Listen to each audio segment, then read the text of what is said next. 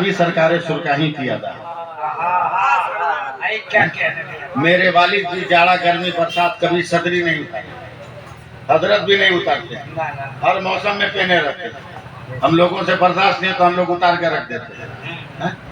मैं छोटा था, एक बंगाली ने मेरे वालिद से बैसाख के महीने में सदरी पहन के हावड़ा से बस में बैठ के बेलगरिया आ रहे थे। पहले बेलगरिया तक बस आती थी 11 नंबर तक। तो एक बंगाली पूछा, मौलवी साहब आपको गर्मी नहीं लगता? कहा इतना गर्मी में इतना मोटा सदरी पहना है? तो वाली साहब ने कहा कि आप लोगों को देख के इतना डर लगता है कि बदन कांपता है ना, तो उसको छुपाने के लिए सदरी पहन कर। ये 3 ड्रेस देखिएगा, 3 ड्रेस, ये मामूली नहीं है। 20-25 डाकुओं ने प्लान किया कि बहुत डकैती किए हैं, लेकिन अब डकैती किसी छोटा मोटा गांव में नहीं करेंगे, अब डकैती बगदाद में करेंगे, जो शहर गौसे आजम है। दिल थाम लीजिएगा। और ये तीन जो हम दिखाए हैं, इस 3 को देखिएगा। दुआ दीजिए ना ताकि मैं बोल जाऊं। बगदाद में डकैती करेंगे।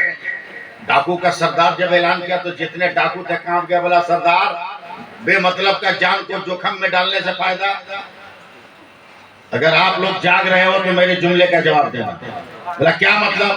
बोला बगदाद में सिर्फ आम इंसान नहीं, अल्लाह वाले भी रहते हैं। बोला क्या मतलब? नहीं समझे आप? बोला वो कदम रखते ही बगदाद में पहचान जाएंगे कि तुम डाकू हो, बड़ी धुलाई होगी। वो डाकू को वली बनाने वाले लोग हैं बगदाद में, ये भी नहीं समझे। सुभान अल्लाह कहना चाहिए था। काहे को जबरदस्ती हमसे ठेला गाड़ी चलवा रहे हैं?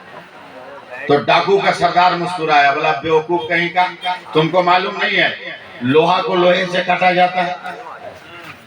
बोला मालूम है। मार्केट में सब सामान अवेलेबल है, दाढ़ी, टोपी, पगड़ी, तस्बीह, जुब्बा, इमामा सब मार्केट में है। हम लोग भी नकली दाढ़ी लगा लेंगे, जुब्बा पहन लेंगे, इमामा ले लेंगे, और 100 वाली तस्बीह नहीं 1000 वाली तस्बीह लेंगे। अच्छा, थोड़ा सा सपोर्ट करो ना यार आप लोग। एकदम हम लोग भी वली बनकर चलेंगे। उन लोगों को समझ में आएगा मेरा भाई है, दिन भर उन लोगों के साथ रहेंगे, रात को अपना काम करेंगे। रात में अपना काम करेंगे। प्लान बना लिया डाकुओं ने। आज भी दिन को लूटने के लिए नकली दाढ़ी इस्तेमाल हो रही है। अरे क्या बात है भाई, अरे समझ जाओ मेरी बात। बड़ी बात है बाबा। नकली पगड़ी का इस्तेमाल हो रहा है। ये तो छोड़ो, मुसलमानों का कुर्ता पजामा नकली तौर पर भीख मांगने के लिए भी इस्तेमाल हो रहा है। बहुत बड़ी बात करके जा। भीख मांगने के लिए बहुत बड़ी बात है। सूफी अनवार साहब की आप बड़े हैं, मैं छोटा हूँ। आप शेख तरीकत है, मैं तिफले मकतब हूँ। आप नवाजी हैं। जब ये नकली वलियों का काफिला एकदम बगदाद के सीमा पे पहुंचा है, आप साहब तरीकत हो, आप पीर साहब के मुरीद भी हो, पीर साहब भी हैं, 2 मिनट थोड़ा सा तरीकत की मजलिस जमाओ, तरीकत का रंग दिखाओ। जैसे ही बगदाद के गुंबदों मीनार नजर आए, नकली पीर आए अपने रंग में और तस्बीह को हाथ में लेकर झुलाना शुरू किया।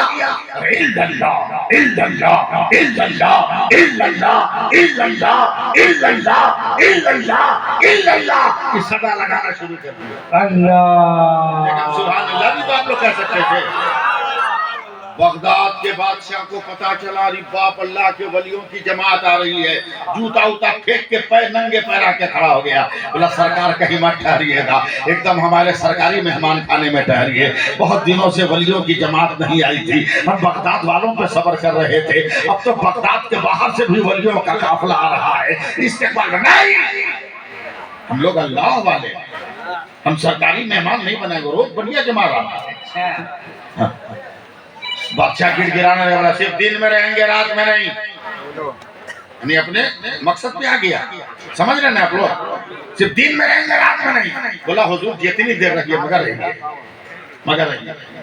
2-4 दिन दिन भर खाता था, सोता था, वक्त पर लाश बचाने के लिए, जान बचाने के लिए मस्जिद में जाके नमाज पढ़ लेता और रात भर पेड़ के डाली में खूंटी पर दाढ़ी पगड़ी जुब्बा टांग कर डकैती करता था।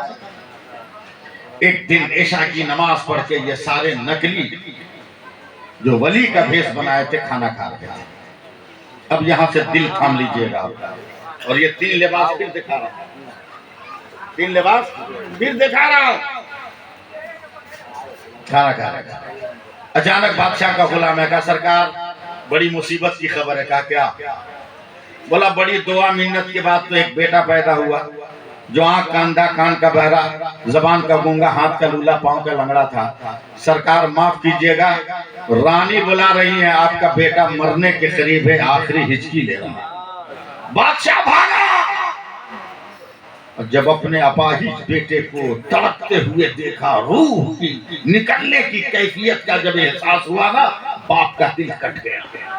तड़प कर कहता है बादशाह बगदाद, ऐ मेरे गुलाम दोस्त, अभी अल्लाह वाले जंगल में नहीं गए होंगे, अभी मेरे मेहमान खाने में होंगे, जा किसी अल्लाह वाले को बुला कर ले आ। अब अल्लाह वाला ही मेरे बच्चे को बचा सकता है। फिर आप लोग मिस कॉल कर दिए, अभी हम खत्म कर देंगे, बड़ा गर्म मिजाज है। सुभान अल्लाह बोलिए। आया नौकर का अल्लाह वालो, ये समस्या है, चल के बादशाह के बेटे को दम कर दो। अब तो काट दिया सर, हम तो फूकेंगे तो पोल खुल जाएगा, फूकेंगे तो पोल खुल जाएगा।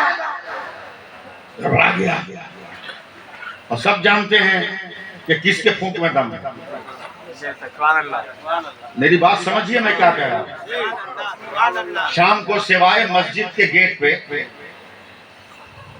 मैं नाम नहीं लूंगा, समझिए आप, सिवाय मस्जिद के गेट पे किसी धर्म के इबादत घर के दरवाजे पर भीड़ भाड़ देखा तो? इसलिए कि हर धर्म वाले जानते हैं कि फूक में फायदा होगा तो मस्जिदे के गेट पर होगा, कहीं नहीं। मस्जिदे के गेट पर होगा,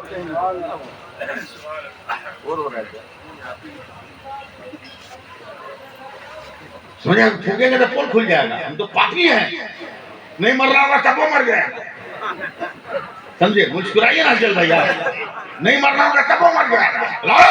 हम ले जाएंगे, हमारी इबादत का वक्त कम हो जाएगा।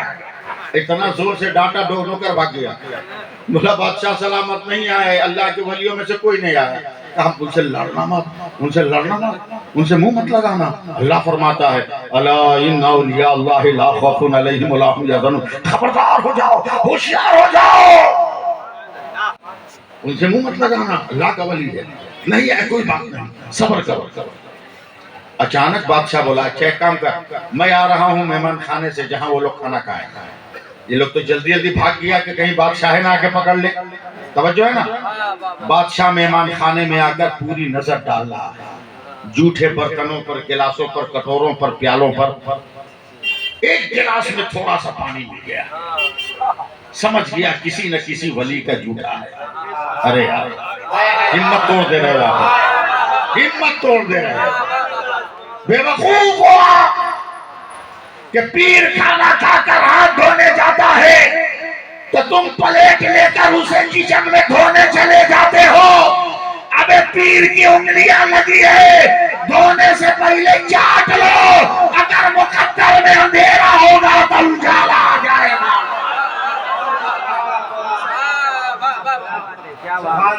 उजाला आ जाएगा। देखा गिलास में थोड़ा सा पानी, बोला कुछ न सही हम इसी से काम चला लेंगे, बस जरा सा 2 मिनट और। गया, पैदा होने से आज तक कभी बोला नहीं था, जबानें नहीं खुली थी, मुंह खोल के एक कतरा पानी लगा।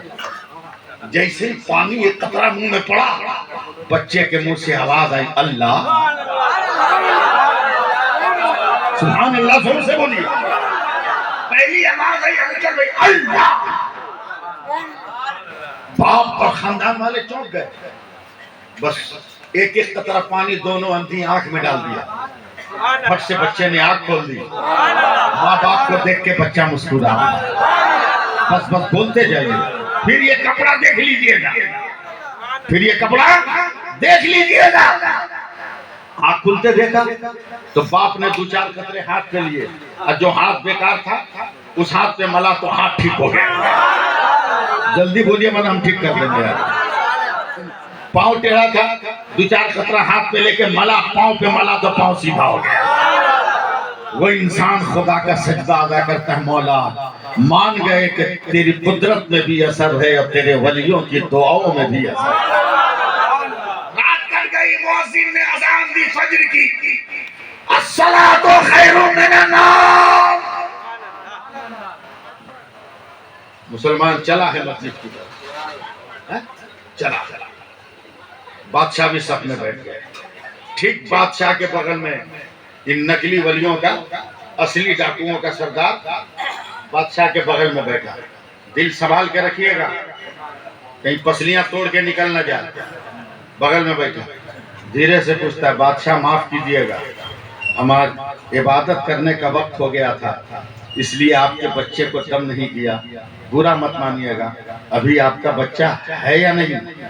बादशाह ने डाकुओं के सरदार का हाथ चूम लिया, वो तो वली ना समझ रहा है, हाथ चूम लिया, कहा सरकार बचने की बात करते हैं, अभी दौड़ के आके आपको सलाम करेगा। डाकुओं के सरदार हक्का बोलता सलाम करेगा, दौड़ के आएगा? अरे आपका बेटा तो पैदाइशी अपाहिज है, लंगड़ा है, लूला है, अंधा है, गूंगा है। बोला था लेकिन अब नहीं है। बोला क्या मतलब? बोला आप तो दम नहीं न किए, मगर आप में से किसी का जूठा पानी मेरे मेहमान खाने में था, उसको ले जाकर आंख पे रखे तो आंख खुल गई, जबान पे रखे तो जबान खुलने लगी, हाथ पे रखे तो हाथ सीधा हो गया, पाँव पे रखा तो पाँव सीधा हो गया, कान पे रखा तो कान सुनने लगा। आखिरी बार बोल दीजिए सुभान अल्लाह। इतना कहना था, झटके से डाकुओं का सरदार खड़ा हुआ, थोड़ी देर पर कांपा और उसके बाद अल्लाह अकबर कहते हुए सजदे में जाता है और सर को सजदे में रखकर चीख कर कहता है, मेरे खुदा ये नहीं जानता कि मैं कितना बड़ा पापी हूँ, मगर ए खुदा तू जानता है कि मैं कितना बड़ा पापी हूँ, फिर मेरे झूठे में इतना असर क्यों?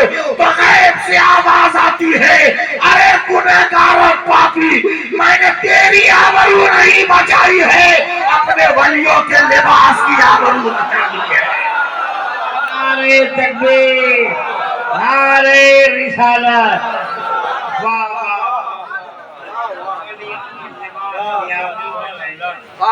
मैंने लिबास की आबरू बचाई। मैं मानता हूं कि पीर साहब की तरह नहीं हो सकते हो, मगर पीर साहब की तरह देखने में लग तो सकते हो। दाढ़ी रख के, बनिया कुर्ता पहन के रख तो सकते हो, काहे नहीं दाढ़ी रखते हो? रखो ना, सबकी नजर में मर्तबा बढ़ जाएगा। हजरत जानते हैं, मैं तो 40 वर्ष से सफर कर रहा हूँ, रात दिन ट्रेन में। जानते हो ट्रेन में दादागिरी चल रही है किसकी? बिहार वाले नहीं जाते हो? किसकी दादागिरी चल रही नहीं मालूम है? चिकने लोगों को, अबे छक्कों की। अब समझा? दे पैसा दे, पैंट खींच कर, लुंगी खींच कर, पाजामा खींच कर, जबरदस्ती न ले तो बेइज्जत कर। मगर 40 बरस से देख रहा हूं, आज तक किसी छक्के को नहीं देखा कि दाढ़ी टोपी वाले को उसने टच किया। सब चिकने